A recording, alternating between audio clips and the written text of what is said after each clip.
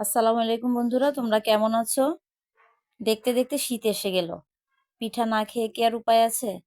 নবান্নের উৎসব যে এসে গেল, তোমাদের কি জানা আছে আজ যে হেমন্তের 6 তারিখ? আমরা যে নামে বাঙালি, কাজে কিছুই না। প্রকৃতির বাতাসে জানান দিচ্ছে আজ হেমন্ত, পিঠা উৎসব। পিঠা তো অবশ্যই খেতে হবে, আমরা বাঙালি বলে কথা না।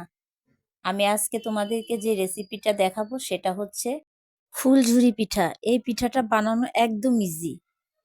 তোমরা একটু দেখো আমি কিভাবে তৈরি করছি। নতুন চালের গুঁড়ি দিয়ে পিঠা বানালে তো আরো সুন্দর। আমি এখানে 2 কাপ পরিমাণ চালের গুঁড়ি নিলাম। আর নিলাম আমি এখানে 1 কাপ পরিমাণ আটা কিংবা ময়দা, যে যেটাই দাও দিবে। আমি দিয়ে দিলাম সামান্য একটু চিনি দিয়ে দিলাম, একটু লবণ দিলাম পরিমাণ মতো, দিয়ে ভালোভাবে আস্তে হালকা কুসুম গরম পানি দিয়ে আমি ডোটা তৈরি করব। আস্তে আস্তে যাতে কোনো রকম লাম্পস না থাকে, খুব মিহিভাবে এই ডোটা তৈরি করতে হবে। তৈরি করে আমি এটার মধ্যে সামান্য লবণও দিয়েছি, চিনি তো অলরেডি দেওয়া হয়েছে, যে যেরকম চিনি খায় সেরকম চিনি দিয়ে দিবে।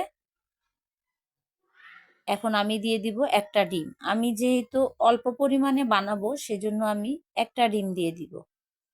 এখানে 2 কাপ চালের গুঁড়া এবং 1 কাপ ময়দা দিয়ে দিলাম। ময়দা কিংবা আটা যেটা থাকে সেটা দিলেই হয়ে যাবে। অবশ্যই ময়দা আটা ইউজ করা লাগবে, তা না হলে পিঠাটা কিন্তু হবে না। দিয়ে ভালোভাবে মিশাতে হবে। ডিমটা ভালোভাবে মিক্সচারের সাথে মিশিয়ে আমি 10 মিনিট রেখে দেব। যেহেতু আমার চালের গুঁড়াগুলো শুকনা চালের গুঁড়া, সেজন্য একটুখানি ওয়েট করে নিতে হবে। তারপরে গরম ফ্রাই প্যানের মধ্যে আমি ছাঁচটা রেখে ছাঁচটা গরম করে নিতে হবে। ঠান্ডা ছাঁচে কখনো ডোয়ের মধ্যে দিবে না, এতে কি হবে, ছাঁচের মধ্যে ডোটা লেগে থাকবে, পিঠাটা হবে না। চেষ্টা করবে এই পিঠাটা ডুবো তেলে ভাজার জন্য।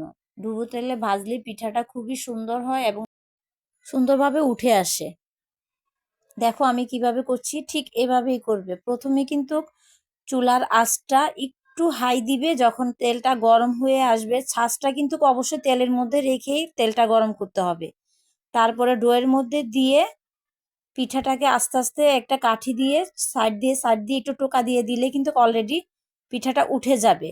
যেহেতু ডুবো তেলে ভাজা হবে তাই হালকা একটু টাচ করলেই পিঠাটা নেমে আসবে। দেখো আমি লাল লাল করে ভেজে নিলাম।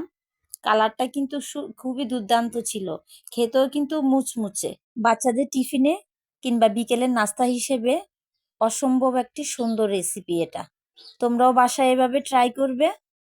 আমাকে অবশ্যই জানাবে কেমন লাগলো রেসিপিটা। লাইক শেয়ার সাবস্ক্রাইব করে আমার পাশে থাকবে। আল্লাহ হাফেজ।